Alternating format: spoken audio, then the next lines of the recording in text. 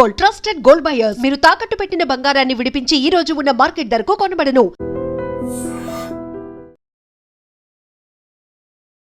నమస్తే, welcome to I dream. దేశ జంజీ కదం తొక్కిన నేపథ్యంలో కేంద్ర మంత్రి రాజీనామా చేయటం ప్రస్తుతం సంచలనం రేపుతోంది. గత నెల రోజులుగా జంతర్ మంతర్ హోరెత్తిపోయింది. ఎట్టి పరిస్థితుల్లో మా 3 డిమాండ్లకు కేంద్ర ప్రభుత్వం తలగ్గాల్సిందే అని చేసినటువంటి డిమాండ్స్కి నిజంగానే కేంద్ర ప్రభుత్వం దిగొచ్చింది. అర్ధరాత్రి పూట ప్రధానమంత్రి సైతం వీడియో రిలీజ్ చేయాల్సినటువంటి పరిస్థితి వచ్చిందంటే దేశ యువత దమ్ము ఏంటో ఈరోజు నిరూపితమైంది. సో కేంద్ర మంత్రి రాజీనామా వాళ్ళ ప్రధాన డిమాండ్గా ఉంది. నిన్న కేంద్ర మంత్రులు కాక్రోచ్ జనతా పార్టీ నాయకులతో భేటీ అయినప్పుడు 2 డిమాండ్లకు యాక్సెప్ట్ చేశారు. మొదటి డిమాండ్ అనేటువంటి మాకు కొంచెం గడువు ఇవ్వండి, 24 అవర్స్ అన్నారు. ఆ 24 అవర్స్ గడవక ముందే స్వయంగా కేంద్ర మంత్రి ధర్మేంద్ర ప్రధాన్ ప్రధానమంత్రికి తన రాజీనామా లేఖను పంపించినటువంటి పరిస్థితి ఉంది. సో యువత తలుచుకుంటే ఏదైనా సాధ్యమే. పక్క దేశాల్లో ఎంత ఉద్యమం జరిగింది, అక్కడ పాలకులు పారిపోయినటువంటి పరిస్థితి కూడా మనం చూసాం. కాబట్టి వాళ్ళ అసంతృప్తిని, వాళ్ళ ఆగ్రహాన్ని నిజంగా పరిగణలోకి తీసుకొని భవిష్యత్తు పరిణామాలను ఊహించుకునే ఈరోజు ఇలాంటి పరిస్థితి వచ్చిందన్నది కూడా చాలా క్లియర్గా అర్థమవుతుంది. దీని మీద క్లియర్గా మనం డిబేట్ చేద్దాం. నాతో పాటు స్టూడియోలో ఉన్నారు Spark Academy director, educational counsellor SSV Santosh, అలాగే భారతీయ జనతా పార్టీ నుంచి ఆ పార్టీ అధికార ప్రతినిధి కృష్ణకాంత్ గారు ఉన్నారు, అలాగే సోషల్ యాక్టివిస్ట్ కృష్ణకుమార్ గారు ఉన్నారు. కృష్ణకుమార్ గారు, మీతోనే స్టార్ట్ చేస్తాను. 20 రోజులకు పైగా ఢిల్లీలో ఏం జరిగిందో మనం చూసాం. లాఠీ చార్జ్ జరిగింది, రక్తాలు చెందినటువంటి పరిస్థితి ఉంది. వాళ్ళు అక్కడ ఉన్నటువంటి వాళ్ళ పెయిన్ ప్రతి ఒక్కరు కూడా వీడియో రూపంలో చూసి ఫీల్ అయినటువంటి పరిస్థితి ఉంది. నిజంగా అనుకునేది సాధిస్తారని చెప్పి ప్రతి ఒక్కరు అనుకున్నాం. ఇవాళ అదే నిరూపితమైంది. సో ఏం చెప్తారు మేడం? ముందుగా అక్కడ లాఠీ దెబ్బలు తిన్న వాళ్ళకి, వ్యయ ప్రయాసలు కూర్చి వాళ్ళ ప్రాంతాల నుంచి ఢిల్లీ దాకా వచ్చిన వాళ్ళకి తిండి ఉంటుందో తెలీదు, ట్రైన్లో సీటు దొరుకుతుందో లేదో తెలీదు, ఏది ఏమైనా మేము ఢిల్లీ వెళ్ళాల్సిందే అని వచ్చిన పిల్లలందరికీ, వాళ్ళు మధ్యలో పెద్దవాళ్ళు ఉండొచ్చు, అది వేరే విషయం. అన్ని పిల్ల బొద్దింకలు ఒక సైన్యంలాగా వచ్చినాయి. ఒకప్పుడు బొద్దింకల దండు అని ఇంతవరకు ఎక్కడ ఎవరు రాయలా పాపం. వాటి గురించి మిడతల దండు గురించి రాశారు కానీ బొద్దింకల దండు గురించి రాయలా. ఇప్పుడు రాయాలి. అంటే వీళ్ళు ఒక కొత్త చరిత్రని సృష్టించారు. సరే, ఈ చరిత్ర సృష్టించడానికి మొదటగా నేను ఒక ఇద్దరికి థ్యాంక్స్ చెప్పాలి. ఆ ఇద్దరు ఎవరంటే సుప్రీంకోర్టు జస్టిస్ ఏ రోజైతే బొద్దింకలు అని పిలిచారో సూర్యకాంత్ గారికి థ్యాంక్స్ చెప్పాలి. అలాగే అభిజిత్ దీప్కేని భారతదేశానికి రప్పించిన ఘనత టైమ్స్ నౌ అర్నబ్ గోస్వామి, వాళ్ళిద్దరికి థ్యాంక్స్ చెప్పాలి. సరే, ఏది ఏమైనా అంకురార్పణ వాళ్ళిద్దరి వల్ల జరిగింది. సరే, వీళ్ళు వచ్చారు, ఎవ్వరూ నమ్మలేదు, రాజకీయ పార్టీలతో సహా. వీళ్ళకి ఇంత ఆన్లైన్లో మెంబర్షిప్ వచ్చినప్పటికీ కూడా ఎవరూ నమ్మలేదు, ప్రతిపక్షాలు నమ్మలేదు, అధికార పక్షం అసలే నమ్మలేదు. అలా అయిపోయిన తర్వాత వాళ్ళు ఢిల్లీతో ఆగకుండా దేశమంతా మేము ఉన్నాము అని చెప్పి చాటింపు వేసుకున్నారు. అయినా వాళ్ళు పట్టించుకోలేదు. ఢిల్లీకి వచ్చారు, జంతర్ మంతర్లో కూర్చున్నారు.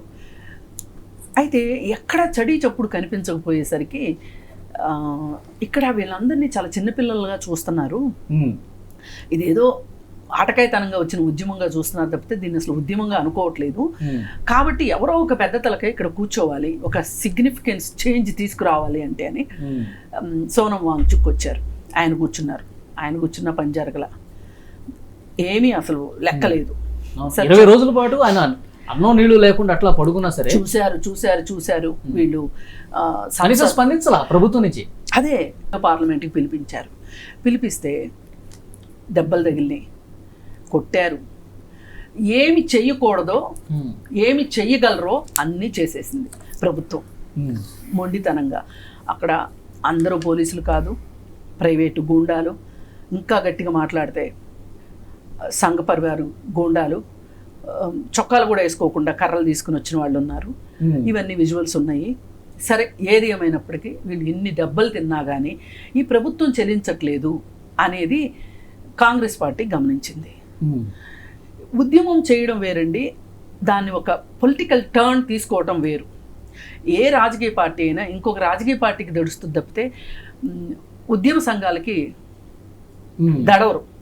ఎందుకంటే అన్లెస్ అంటిల్ వీళ్ళు ఏదైనా ఉద్యోగ సంఘాలు అయితే వీళ్ళ వల్ల ఏమైనా ఉపయోగం ఉంటుంది అంటే తడుస్తారు తప్పితే వీళ్ళకి ఎందుకు తడుస్తారు వాళ్ళకి 4 రోజులు ఉండి ఆళ్లే పోతారు, తిండి ఉండదు ఇక్కడ సరిగా, మనమా కొట్టాము నేర్చుకుంటూ కాంగ్రెస్ పార్టీ కూడా జాయిన్ అయింది కాబట్టి భయం స్టార్ట్ అయిందంటారా? ఖచ్చితంగా ఆ రోజు లీడ్ రోల్ తీసుకోవటం, మెరుపు మోడీ ఇంటి మీద మెరుపు దాడి చేయటం అనేది రాహుల్ గాంధీ తీసుకున్న చాలా చాలా పరిణితి కలిగిన నిర్ణయం అది. అప్పటి వరకు మాట్లాడకుండా ఊరుకుని, అంటే వస్తే ఏమంటారు, హైజాక్ చేద్దామని వచ్చాడు, ఇప్పుడు మాట్లాడిన మాటలు అప్పుడు మాట్లాడతారు, అందుకని చెప్పి చాలా సంయమనం పాటించారు. ఇప్పుడు ఇక్కడున్న మనకే ఉరకలెత్తుతుంది, మనం మాట్లాడాము, బోలెడు వీడియోలు చేశాను, నాలాంటి చిన్న మనిషికి ఎంత అనిపిస్తే రాజకీయాల్లో ఉన్న వాళ్ళకి ఎంత అనిపిస్తుందండి. సరే, ఇంకా జరిగింది, వాళ్ళు డిమాండ్లు పెట్టారు, దానికి ఒప్పుకోక వాళ్ళని తీసుకెళ్ళి అర్ధరాత్రి పోలీస్ స్టేషన్లో వేశారు, తర్వాత ఇంటికి వెళ్ళారు. వీళ్ళు ఇంత జరుగుతున్న ఈ పిల్లలు ఇంటికి వెళ్ళట్లా.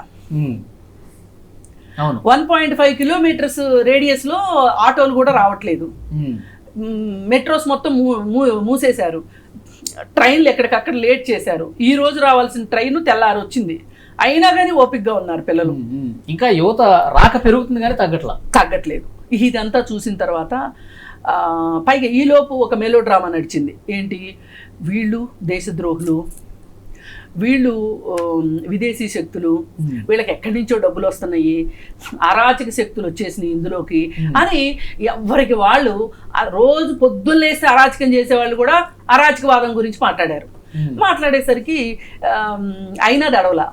చివరికి ఒక చట్టం ద్వారా వీళ్ళని కంట్రోల్ చేయాలి అని చెప్పి ఒక చట్టం తీసుకురాబోతున్నాము మేము, దాని ద్వారా మీరు శిక్షార్హులు అవుతారు, మీకు పాస్పోర్ట్లు రావు, మీరు విదేశాలు వెళ్ళలేరు, మీకు ఉద్యోగం కావాలి అన్నప్పుడు మీకు బ్యాక్గ్రౌండ్ చెకింగ్లో ఉద్యోగాలు రావు, ఇలాంటి రకరకాలు అసలు ఎన్ని భయపెట్టాలో అన్ని భయపెట్టేశారు.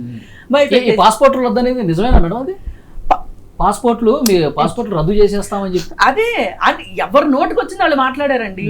అసలు ఇప్పుడు ఎవరికి తెలుసు విదేశాల నుంచి డబ్బులు వచ్చినాయి అని? ఇవాళ విదేశాంగ మంత్రి ఏం చేశాడు, విదేశాల నుంచి డబ్బులు రాలేదు అన్నాడు, గాలిబాలా. ఇప్పుడు ఒకవేళ వచ్చినాయి అని కనుక ఆయన అంటే అమిత్ షా రాజీనామా చేయాల్సి వస్తుంది. ఏంటి భద్రత ఏది, అంతర్గత భద్రత ఏది అని.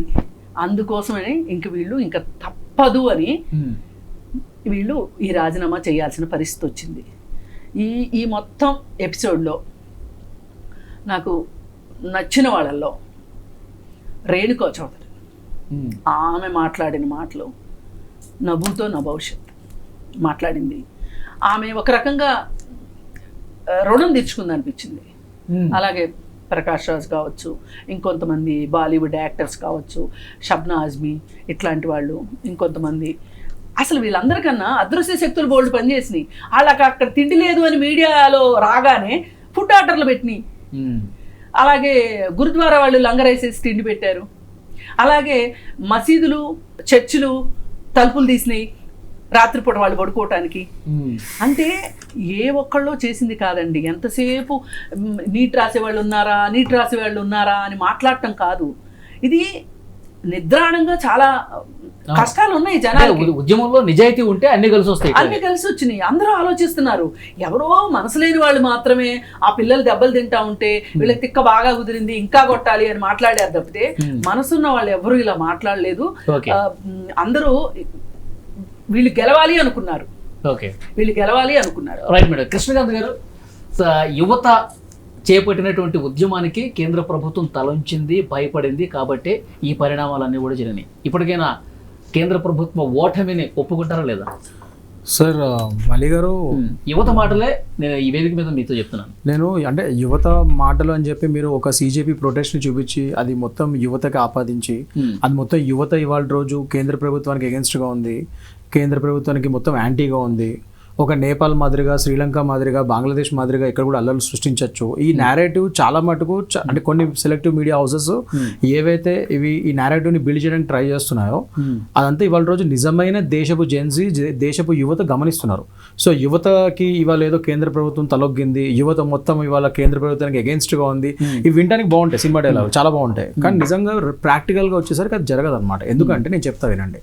ఒకటి ఈ ఇప్పుడు కాక్రోచ్ ఇప్పుడు జనతా పార్టీ చేస్తున్నటువంటి వాళ్ళు యువత కాదా, యువత నిజాయితీగా ఉద్యమం చేయలేదు వాళ్ళ కదా? యువతో భవతో నేను చెప్తాను. ఒకటి ఏంటంటే సార్, ఇది సీజేపీ అనేది ఏదైతే ఉందో, ఈ సీజేపీ అనేది ఎలా ఫామ్ అయిందో ఇప్పటివరకు మేడం గారు చెప్పారు. అదే justice honourable chief justice of India Suryakant గారు ఒక వేరే విషయంలో ఏదో సీనియర్ అడ్వకేట్ డెసిగ్నేషన్ గురించి వచ్చిన ఒక పెటిషన్ మీద అది మల్టిపుల్ టైమ్స్ 2 to 3 times అది పెటిషన్ డిస్మిస్ చేసినా కూడా ఆయన మళ్ళీ వేస్తుంటే you have to earn it by your experience and with your talent. ఇట్లా ఊరికే పెటిషన్ వేస్తే నీకు సీనియర్ అడ్వకేట్ డెసిగ్నేషన్ రాదన్న కాన్సెప్ట్లో ఇలా చాలా మంది ఇవాళ రేపు యంగ్ కొందరు దొంగ లాయర్స్, ముఖ్యంగా ఢిల్లీలో అక్కడిక్కడ ఈ ఫేక్ లాయర్స్ ఇష్యూ ఉంది. అది ఎప్పటి నుంచో ఢిల్లీ హైకోర్టు పరిధిలో బార్ కౌన్సిల్ దగ్గర. సో ఇలాంటి అది ఆయన గుర్తు చేస్తూ ఈ ఢిల్లీ హైకోర్టు పరిధిలో ఈ ఢిల్లీ బార్ కౌన్సిల్ లో కూడా ఫేక్ లాయర్స్ ఆయన చాలా కఠినంగా మాట్లాడారు సార్. అంటే చాలా మంది పని పాట లేని వాళ్ళు, ఉద్యోగాలు లేని వాళ్ళు పరాన్నజీవులుగా అయిపోయారు. అందులో జర్నలిస్టులు కూడా చేర్చారు. కొంతమంది మైకులు పెట్టుకుని జర్నలిస్టులుగా తయారైపోయి సమాజాన్ని పట్టిపెట్టి. అదే అంటారా, ఇప్పుడు మీరు కాయిన్కి ఎప్పుడు 2 sides ఉంటుంది. మీ దృష్టిలో జర్నలిస్టులు అనేసరని మీరు అంటున్నారు. ఆయన అనేది ఏంటి, జర్నలిజం అనేది చాలా గొప్ప విషయము, ప్రతి ఒక్కరు మైక్ పట్టుకుని జర్నలిస్ట్గా ఫీల్ అవుతున్నాడు అనేది అసలు ఉద్దేశం. కానీ మీరు ఇప్పుడు ఎలా చెప్పారు, ఇది జర్నలిస్ట్ కూడా అనేసారు అంటాడు. అంటే ఇప్పుడు మైక్ పట్టుకుని ప్రతి ఒక్కరు జర్నలిస్ట్ అయిపోతాడా? ఇప్పుడు నేను ఒక యూట్యూబ్ ఛానల్ సమాజంలో నేను మాస్ కమ్యూనికేషన్స్ డిగ్రీ చేయలేదండి, నేను మాస్ కమ్యూనికేషన్స్ డిగ్రీ చేయలేదు, నేను 10th ఫెయిల్ అయ్యాను. ఒక యూట్యూబ్ ఛానల్ పెట్టుకుంటా, మైక్ పెట్టుకుంటా, నేను జర్నలిస్ట్ అని చెప్పి నేను ఛానల్ ఓపెన్ చేస్తాను, జర్నలిజం అయిపోతుంది. అది కాదు, అది నేను అదే చెప్తున్నా. ఆయన అన్నది ఎగ్జాక్ట్లీ ఆ పాయింట్ మీద అన్నారు. అదే చెప్తున్నా, ఒక చీఫ్ జస్టిస్ ఆఫ్ ఇండియా మాటలను కూడా మీరు వక్రీకరించి ఇలా మాట్లాడుతుంటే మీడియా ఇంక ఇవాళ రోజు ఇలాంటి ఉదంతాలే వస్తుంటాయి బయటకి. నేను చెప్పేది అదే చెప్తున్నా నేను. సో సీజేపీ అనేది ఒక చిన్న సెక్ట్, ఒక చిన్న సోషల్ మీడియా హ్యాండిల్. దాన్ని పట్టుకొని ఈ అభిషేక్ డిప్కే ఎవడైతే సిసోడియా ఆప్కి సంబంధించిన, ఆమ్ ఆద్మీ పార్టీకి సంబంధించిన సిసోడియా కేజ్రీవాల్కి ఒక ఎక్స్టెన్షనో, అతని యొక్క శిష్యుడో, అతను ఒక హ్యాండిల్ పెట్టాడు. ఇతను అమెరికాలో ఏదో చదువుకోవడానికి వెళ్ళి అక్కడ నుంచి ఒక హ్యాండిల్ పెట్టి తర్వాత రకరకాలుగా దానికి కొంత ఫాలోవర్స్ని తెచ్చుకొని, ఆ ఫాలోవర్స్ చాలా మటుకు కూడా బాట్స్ కూడా ఉన్నాయి, అవి ఇవి నిజమైన ఫాలోవర్స్ కాదని కూడా చాలా ఎలిగేషన్స్ ఉన్నాయి. That's okay, that's a different story. సరే, దాని తర్వాత ఈ నీట్ ఉదంతం ఏదైతే అయిందో దాని ఒక ఇష్యూని తీసుకొని బయటకు వద్దాము అని చెప్పి ఒక ఇష్యూని తీసుకొని బయటకు వచ్చాడు. సరే ఓకే, నేను ఒప్పుకుంటా. సరే, ఒక నీట్ విషయం ఆయన తీసుకున్నాడా నిజంగా? నీట్ పేపర్ లీక్ అయితేనే కదా అదే వస్తున్నా సార్. ఇప్పుడు వలి గారు ఒకటి నేను ఇక్కడ చెప్దాం అనుకుంటున్నా క్లియర్గా, మా పార్టీ నుంచి నీట్ ఇష్యూ అయ్యింది. నీట్ ఇష్యూ నుంచి ఇప్పుడు ఎవరు తప్పించుకున్నారు? నీట్ ఇష్యూని అకౌంటబిలిటీ తీసుకొని ఇదే ధర్మేంద్ర ప్రధాన్ గారు బహిరంగంగా క్షమాపణలు చెప్పి దాన్ని సరి చేస్తామని చెప్పి ఇమీడియట్గా రీఎగ్జామ్ పెట్టి, నీట్ రీఎగ్జామ్ పెట్టి ఇమీడియట్గా యుద్ధ ప్రాతిపదిక మీద all over India first time ఒక నీట్ ఎగ్జామ్ని కంప్లీట్గా వితౌట్ ఎనీ డిలే చేసి దాని ఉత్తీర్ణత కూడా తీసుకొచ్చారు. నేను మళ్ళీ చాలా డిబేట్స్లో కూడా చెప్పాను, లాస్ట్ ఇయర్ 2025తో కంపేర్ చేసి 2026 ఉత్తీర్ణత పర్సెంటేజ్ ఇంకా కాస్త పెరిగింది. సో అది అంత ఫాస్ట్గా చేసాం మేము. అందుకు ముఖ్యంగా రాధాకృష్ణన్ కమిటీ ఒక 101 ప్రతిపాదనలు ఏది ఇచ్చారో దాంట్లో 70 ప్రతిపాదనల వరకు తీసుకొని ఈసారి ఈ రీఎగ్జామ్ పెట్టాం మేము. పెట్టి biometrics, CCTV camera monitoring, A to Z చాలా మొత్తం అంతా సెక్యూరిటీ పరంగా డిజిటైజేషన్ చేసాం ఈసారి, ఎటువంటి లీకేజ్ కాకుండా. నేను చెప్తున్నా అదే, ప్రాబ్లం ఉన్న చోట అకౌంటబిలిటీ తీసుకొని దాని ప్రాబ్లమ్ సాల్వ్ చేసే విధంగా వెళ్ళాం మేము. సరే, అయినప్పటికీ అది సాటిస్ఫై లేక కొందరు ఇట్లా అయ్యారు అని చెప్పి కొందరు వచ్చారు. కరెక్ట్, సీజేపీ వాళ్ళు రెచ్చగొట్టారు, కొందరు వచ్చారు, నేను కాదనట్లేదు. వచ్చినప్పుడు నేను ఇవాళ రోజు మీ ద్వారా మళ్ళీ అభిషేక్ డిప్కేని అడుగుతున్నా ఒకటే క్వశ్చన్. మిస్టర్ అభిషేక్ డిప్కే, నువ్వు డయాస్ మీద ఇప్పటి వరకు so called Kashmir is not an integral part of India, Kashmir మా దేశం అంతర్భాగం కాదు అని మాట్లాడిన ఒక అరుంధతి రాయ్, కునాల్ కామ్రా, ఎవడైతే మన హిందూ దేవతల్ని పిచ్చి పిచ్చి మాటలు మాట్లాడతాడో, ఒక స్టాండర్డ్ కమెడియన్ పేరు మీద ఒక జోకర్ ఎవడైతే ఉన్నాడో ఆ కునాల్ కామ్రా, హిందూ దేవతలు కించపరుస్తూ మాట్లాడే ఒక ప్రకాష్ రాజ్, రామచంద్ర స్వామి అండ్ లక్ష్మణుడు వలస కూలీలంచే రామాయణం మీద జుగుప్సాకరమైన మాటలు మాట్లాడిన ఒక ప్రకాష్ రాజ్, ఇలాంటి వాళ్ళందరూ నువ్వు డయాస్ మీద తీసుకొచ్చి నీటి మీద కాకుండా పనికిమాల మాట్లాడిపించావు. First and foremost thing. And second thing, SIMI అని ఒక ఆర్గనైజేషన్ ఉంది. ఆ ఆర్గనైజేషన్ బ్యాండ్ ఆర్గనైజేషన్, ఇప్పుడు కదా కాంగ్రెస్ హయాంలోనే బ్యాన్ అయింది. ఎందుకంటే ఢిల్లీ అండ్ ముంబై బ్లాస్ట్లో ఆ సిమి ఆర్గనైజేషన్కి లింక్స్ ఉన్నాయని చెప్పి బ్యాన్ అయింది. దాని యొక్క ప్రెసిడెంట్ ఎవరో తెలుసా? ఉమర్ ఖాలిద్. ఎవడైతే వీళ్ళందరూ ఉమర్ ఖాలిద్ అని మొన్న డయాస్ మీద కూడా మాట్లాడారు కదా, ఈ నీట్ గురించి ప్రొటెస్ట్ చేస్తున్న చోట ఉమర్ ఖాలిద్ పేరు తీసి మాట్లాడారు కదా వీళ్ళందరూ. సో అతను ఉమర్ ఖాలిద్ తండ్రి ఆ సిమి ఆర్గనైజేషన్ ప్రెసిడెంట్, అతన్ని కూడా తీసుకొచ్చి ఉమర్ ఖాలిద్ తండ్రిని కూడా తీసుకొచ్చి అక్కడ మాట్లాడిపించారు. వీళ్ళందరూ నీటితో సంబంధం ఏంటంటే, సరే వీళ్ళందరూ పోయి వచ్చి నీటి గురించి మాట్లాడారు, ఎవరు నీటి గురించి మాట్లాడారు, మళ్ళీ వాళ్ళ యొక్క ఎజెండాలు మాట్లాడారు. అండ్ సేమ్ ఇదే అభిషేక్ డిప్కే ఈ ప్రొటెస్ట్ స్టార్ట్ అయ్యే ముందు I have national media cover చేసింది. ఏమని చెప్పింది డిప్కే? ఏమన్నాడు? ఇదే క్వశ్చన్ విలేకరులు అడిగారు మీలాంటి వాళ్ళు. ఇది ఇప్పుడు పొలిటికల్ ఎజెండా మన మిగతా పార్టీ వాళ్ళు వస్తే మీరు వాళ్ళ ఎజెండాలను ఇక్కడ యాక్సెప్ట్ చేస్తారంటే వాళ్ళ ఎజెండాలను బయట పెట్టుకోవాలి, ఇక్కడ కేవలం నీటి గురించి ఏది వాళ్ళ పొలిటికల్ ఎజెండాలు బయట పెట్టి మాకు సపోర్ట్ రావాలి అపోజిషన్ పార్టీ వాళ్ళని చెప్పాడు క్లియర్గా అని చెప్పిన డిప్కే. అతను గురువైన సిసోడియా, కేజ్రీవాల్, నెక్స్ట్ సమాజ్వాదీ పార్టీ, అంటే లిటరల్గా రాజకీయ నిరుద్యోగులు ఎవరైతే ఇప్పుడు ఖాళీగా ఉన్నారో వాళ్ళందరూ తీసుకొచ్చి వాళ్ళ యొక్క పొలిటికల్ ఎజెండాలు అక్కడ డాష్ మీద మాట్లాడిపించాడు. సో ఇప్పుడు నాకు క్వశ్చన్ ఏంటంటే, నాకు ఇక్కడున్న ప్యానలిస్టులను కూడా అడుగుతున్నాను, మీరు సోషల్ మీడియాలో కానీ ఇంటర్నెట్లో కానీ నాకు ఒక వీడియో చూపేయండి, ఈ సో కాల్డ్ అభిషేక్ డిప్కే నిజమైన నీటి బాధితులు కానీ వాళ్ళ పేరెంట్స్ని కానీ ఆ డయాస్ మీద పిలిపించి ఒక్కసారి మాట్లాడిపించాడా. నాకు ఆ వీడియో కనబడలేదు, నేను చాలా ఎత్తుగా నాకు కనబడలేదు, దయచేసి అడుగుతున్నా, షో మీ దట్ వీడియో. వీళ్ళందరినీ పిలిపించి మాట్లాడిపించాడు కదా, ఈ అరుంధతి రాయ్, ఆ SIMI banned organisation anti national president Umar Khalid తండ్రిని పిలిపించి మాట్లాడిపించాడు. స్వచ్ఛందంగా ఎవరి గురించి వచ్చారు మీరు? స్వచ్ఛందంగా ఎవరి గురించి వచ్చారు మీరు? స్వచ్ఛందంగా ఎవరి గురించి వచ్చారు? ఇప్పుడు ఒకటండి, ఇప్పుడు నేను ఒకటి చెప్తా వినండి. ఇదివరకు మన దేశంలో చాలా సార్లు చాలా అన్యాయాలు అయినాయి. అప్పుడు బాధితులను తీసుకొచ్చి మనము వాళ్ళ గురించి మనము క్యాండిల్ లైట్ ఈ ధర్నాలు కానీ ఆధారాలుగా చేసినప్పుడు విక్టిమ్స్ తీసుకొచ్చి మాట్లాడిపించిన ఉదంతా చాలా. ఫస్ట్ నువ్వు విక్టిమ్ కోసం ఫైట్ చేస్తున్నావు, ఆ విక్టిమ్స్ కదా నువ్వు ఫస్ట్ డయాస్ మీద తీసుకొచ్చి మాట్లాడిపోయాలి. నాకు ఇప్పుడు వరకు ఆ విక్టిమ్స్ నీట్ ఇతను అంటున్న విక్టిమ్స్ ఎవరైతే నీట్ స్టూడెంట్స్ కానీ ఆ పేరెంట్స్ కానీ వాళ్ళని ఎవరిని పైకి తీసుకొచ్చి స్టూడెంట్స్ ఇష్యూ గురించి ఒకటి నేను చెప్తున్నా సార్, ఇది మా పార్టీ చాలా సెన్సిటివ్గా తీసుకుంది. Central government has taken it very sensitive, ఎందుకంటే స్టూడెంట్స్ భవిష్యత్తు సంబంధించిన విషయం. మోడీ గారు కూడా అర్ధరాత్రి 12 వాటికి కూడా వీడియో చేసి మరి ఎందుకు చెప్తున్నారు? ఎందుకంటే ఆయన బాధ్యత చెప్తున్నాడు. నా బాధ్యతయుతంగా ఉన్నాం మేము, మా గవర్నమెంట్ మేము చాలా స్ట్రిక్ట్గా ఉన్నాము. యువత భవిష్యత్తు కంటే మాకు ఇంపార్టెంట్ ఏది కాదు, వాళ్ళ భవిష్యత్తు ఆడుకునే వాళ్ళని ఎవరు ఊరుకోము. అందుకనే ఆల్రెడీ మేము యూనియన్ ఇది పబ్లిక్ ఎగ్జామినేషన్స్ యాక్ట్ అని చెప్పి 2024లో ఆల్రెడీ ఇట్లానే లీకేజీలు కాకుండా ఇలాంటి పబ్లిక్ ఎగ్జామ్స్ ఏవైతే లీక్ అవుతున్నా వాటి మీద కఠినమైన చర్యలు ఉండాలని చెప్పి పబ్లిక్ ఎగ్జామ్స్ యాక్ట్ ఆల్రెడీ తీసుకొచ్చాం 2024లో. దాని పరంగానే ఇప్పుడు ఎవరైతే పట్టుబడ్డారో ఒక్కొక్కరికి 10 ఏళ్ళు జైలు శిక్ష, 10 కోట్లు జరిమానా, ఇవన్నీ కూడా ఆ యాక్ట్ ప్రకారమే. ఈ కేసు సిబిఐకి ఇచ్చాము. అది కాకుండా మళ్ళీ మోడీ గారు కొత్తగా ఏమి అనౌన్స్ చేశారు, ఫాస్ట్ ట్రాక్ కోర్ట్స్ కూడా పెడుతున్నారు. ఇప్పుడు వాళ్ళు పడిన వాళ్ళని ఎవరైతే పట్టుబడ్డారో వాళ్ళకి కఠినమైన శిక్షలు ఉంటాయి, ఇలాంటివి రిపీట్ కాకుండా ఉంటాయి మేము చేస్తున్నాం. నేను అడిగేది ఒకటే, నీటి బాధితుల్ని డిప్కే ఎందుకు తీసుకురాలేదు? ఒక పాయింట్ ఒక్కసారి మీతో మీ దగ్గరికి మళ్ళీ వస్తాను నేను. కృష్ణకుమార్ గారు, ఇక్కడ ఈ స్టేజ్ మీద బాధితులు, ఎందుకంటే ఈ నీటి వల్ల ప్రాణాలు కోల్పోయినటువంటి బాధితులు చాలా మంది ఉన్నారు. కనీసం వాళ్ళు ఒకళ్ళు కూడా స్టేజ్ మీద మాట్లాడలేదు. ఈ ప్రకాష్ రాజు లాంటి వాళ్ళు, లేకపోతే ఉగ్రవాదులకు సంబంధం ఉన్న వాళ్ళు, హిందూ దేవతలను దూషించే వాళ్ళు, వీళ్ళంటి వాళ్ళని తీసుకొచ్చి మాట్లాడారు కదా, బాధితులు ఎక్కడ అని చెప్పి భారతీయ జనతా పార్టీ క్వశ్చన్ చేస్తూ ఉంది. సో ఏమంటారు దీని మీద మీరు? ఇప్పుడు దీనికి నేనైతే సమాధానం చెప్పలేనండి, ఎందుకంటే నాకు దాని దగ్గర ఇన్ఫర్మేషన్ లేదు. మీరు నవ్వక్కర్లేదండి. నవ్వడం గురించి కాదు మేడం, సమాధానం లేదని చెప్పాలని చెప్తున్నారు, ఎందుకంటే నేను తప్పుపట్టలేదు, నేను మిమ్మల్ని తప్పుపట్టలేదు. నిజంగానే ఎవరి దగ్గర సమాధానం లేదు, ఎందుకంటే ఆ వీడియో లేవు కాబట్టి. మేడం అనేది కరెక్టే, ఎవరి దగ్గర సమాధానం లేదు, ఎందుకంటే ఆ వీడియో లేవు. ఆయన పిలిపించి మాట్లాడి పీలేదు అసలు డాష్ ఎవరిని, అందుకే లేదు సమాధానం. బాధిత కుటుంబాల తరఫున మేమే ఉన్నాము, దేశం మొత్తం యువత కదులొచ్చింది, వాళ్ళ వెనకాల మేము ఉన్నాం కదా, వాళ్ళ వెనకాల అంటే ఎవరి గురించి నువ్వు కొట్లాడుతున్నావు వాళ్ళని తీసుకురావు డయాస్ మీద. Madam please. నేను చెప్తాను, ఇప్పుడు ఆ కుటుంబ సభ్యులకి రావటం ఇష్టం లేకపోవచ్చు, మనకు అది క్లారిటీ లేదు. వినండి సార్, మీరు చెప్పిన వార్తలే ఎవరైతే నేషనల్ మీడియా వీళ్ళందరూ మీరు అంటున్నారు కదా కవర్ చేసింది విద్యార్థులు కొట్టారని, ఎవరైతే బాధిత విద్యార్థులు వచ్చారనే కదా మీరు చెప్పింది. మళ్ళీ వాళ్ళు రాలేదంటారు ఏంటండి? వాళ్ళు వచ్చారు, వాళ్ళు దెబ్బలు తిన్నారనే కదా మీరు చెప్పింది. వాళ్ళ గురించి అడిగారు మీరు. ఇప్పుడు అసలైన బాధితులు ఎవరు? వాళ్ళు ప్రాణాలు తీసుకున్న కుటుంబాలు కదా. వాళ్ళు వచ్చారండి, వాళ్ళు వచ్చారనేది చెప్పారు నేషనల్ మీడియా కానీ వేరే కొన్ని సెక్షన్స్ ఆఫ్ మీడియా చెప్పారు. నీటి పరీక్షని రెండుసార్లు రాసినటువంటి వాళ్ళు ఉన్నారు కదా, మరి వాళ్ళని మెంటల్ టెన్షన్ కి గురై మరి వాళ్ళందరూ రెండుసార్లు రాసిన వాళ్ళు వచ్చారు కదా, మరి వాళ్ళని ఎందుకు తీసుకురాలేదు? డాష్ మీద ఎందుకు మాట్లాడిపోయారు? అది కాదండి, అసలు ఒక మాస్ గా వస్తే ఎట్లా తీసుకొస్తారండి? అసలు మాస్ గా వస్తే ప్రకాష్ రాజుని, అరుంధతి రాయని, ఆ బ్యాండ్ టెర్రరిస్ట్ ఆర్గనైజేషన్ అని ముద్రపడిన సిమి ఆర్గనైజేషన్ ప్రెసిడెంట్ వీళ్ళందరూ పిలిపిస్తారు. కునాల్ కామ్రా గారిని తీసుకొచ్చి అక్కడ స్టాండప్ కామెడీ చేపిస్తారు. వాళ్ళు అప్పుడు కూడా వచ్చి సీతమ్మదేవి గురించి వాళ్ళ గురించి మాట్లాడుతాడు పిచ్చి మాటలు. సీతాదేవి భర్త డబ్బులు పేరు చెప్పుకుని వీళ్ళు నీతాదేవి భర్త కానీ ఇలా మాట్లాడేవాడు. చూపిస్తారు వీడియో, చూపిస్తా ఆన్ డేస్ నేను చూపిస్తా వీడియో.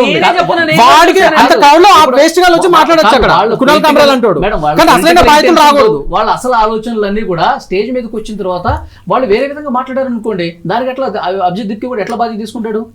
మీరు మాట్లాడదు, వాడు గెస్ట్ గా వచ్చాడు, వాడు కాదండి. అది ఖండించాల్సిన బాధ్యత దిప్కేకి లేదా? మరి ఏం చేద్దామని సీజేపీ పెట్టి అక్కడ ధర్నా చేస్తున్నాడు. అందుకే వాంగ్చుక్ కూడా అక్కడ ఆయన పాపం ధర్నా చేస్తుంటే, ఆయన నిరాహార దీక్ష చేస్తుంటే వీళ్ళేమో అక్కడ బయట కూర్చొని పానీపూరీలు, కచోరీలు, బర్గర్లు అవి తింటాడు. అందుకే విజేత దహియా అతను సీజేపీ స్పోక్స్ పర్సన్, అతను ప్రొటెస్ట్ చేస్తుంటే ఇతనేమో ట్రక్లో దాక్కున్నాడు డిప్కే, అతనేమో బర్గర్ తినడానికి వెళ్ళాడు. అక్కడ అతను పట్టుకొని వీడియో తీస్తానేమో నెక్స్ట్ ఆ వీడియో బయటకు వచ్చిందని డిప్కే అతన్ని సస్పెండ్ చేశాడు, తీస్తాడు.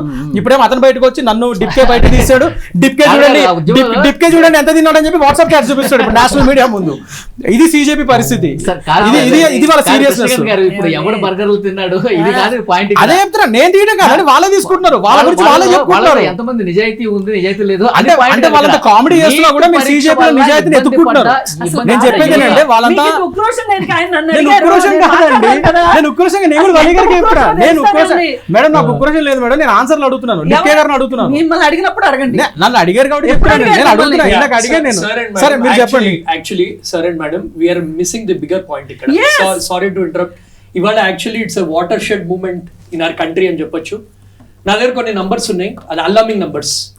150+ ఎగ్జామినేషన్స్, అంటే ఎగ్జామినేషన్స్ 152 ఎగ్జామినేషన్లు మనం రికార్డ్ చేసినప్పటి నుంచి, అంటే బీజేపీ అవ్వచ్చు, కాంగ్రెస్ అవ్వచ్చు, పేపర్ లీక్స్ అయ్యాయి. 7.5 crores people have been directly impacted by this exam leak. So ఇలాంటి ప్రొటెస్ట్ మీరు ఏ సైడ్ అయినా తీసుకోవచ్చు, కానీ హ్యాస్ బీన్ అ రెవల్యూషన్ అని నేను చెప్పొచ్చు. ఎందుకంటే ఫస్ట్ థింగ్ ఇస్, నన్ను కూడా స్టూడెంట్స్ పేరెంట్స్ అడిగింది అకౌంటబిలిటీ. ఆ అకౌంటబిలిటీ అనేది ఇవాళ మనకి అర్థమైన విషయం ఏంటంటే, యూత్ ఏమైనా అనుకుంటే వాళ్ళు సాధించగలుగుతారు. యూ కెన్ డిబేట్, కొన్ని ఫోర్సెస్ వచ్చాయి, కొన్ని ఇది వచ్చాయి, నో ప్రొటెస్ట్ ఇస్ పర్ఫెక్ట్. కానీ నేను ఇక్కడ ఉన్న ఇద్దరు ప్యానలిస్ట్ ని 2 questions అడుగుతున్నాను. ఫస్ట్లీ మేడం గారు స్టార్ట్ చేశారు అండ్ చెప్పారు that it has been a watershed movement and చాలా మంది సపోర్ట్ చేశారు, వాళ్ళ పేర్లు కూడా చెప్పారు.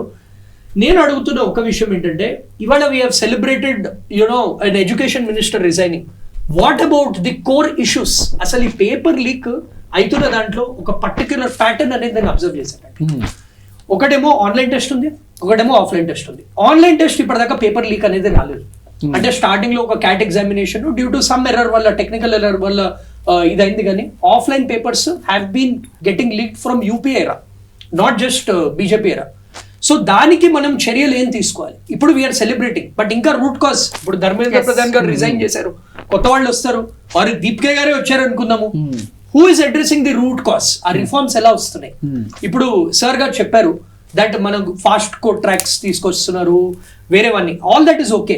బట్ అన్లెస్ మనం ఆ రూట్ కాజ్, ఆ కోచింగ్ మాఫియా నెక్సెస్, ఆ ఎన్టీఏ, వీటిలన్నింటినీ బ్రేక్ చేస్తే కానీ who will be, how will be change the system. ఇంకోటి యశస్, ఒక నిమిషం, రూట్ కాజ్ గురించి మళ్ళీ మీ దగ్గర వస్తాను. రూట్ కాజ్ గురించి ఒకసారి మనం మాట్లాడుకుందాం. మాటిమాటికి పేపర్ లీక్ అవుతుంటే ఆ రూట్ కాజ్ లోకి వెళ్ళి ఎందుకు క్షేత్రస్థాయిలో అసలు ఎక్కడ తప్పిదం జరుగుతుందో ఎందుకు చేయట్లేదు? మాటిమాటికి ఒకటి చెప్తాను. 2024లోనే కదా సార్ ఒకసారి లీక్ అయింది, 25 కూడా లీక్ అయింది, 24 అయింది, 25 అయింది, ఇప్పుడు 26లో కూడా లీక్ అయింది. 26లో ఎక్కడ లీక్? సార్ వినండి సార్, నేను చెప్తా కానీ ఒకసారి. లీక్ అవును ఎందుకు రద్దు చేశారండి? ఇలా మాట్లాడొద్దు. రద్దు చేశాం కాబట్టి మళ్ళీ రీ ఎగ్జామ్ పెట్టాం. కాదు, రెండుసార్లు లీక్ అయింది, రెండుసార్లు లీక్ అయింది. అంటే మాకు తెలిసి 2 సార్లు అయింది, మేడం గారు 3 సార్లు ఏమో తెలియదు మరి. సరే నేను చెప్తాను, నేను చెప్తా వినండి. సరే అవును 26 అండి, నేను చెప్తా వినండి.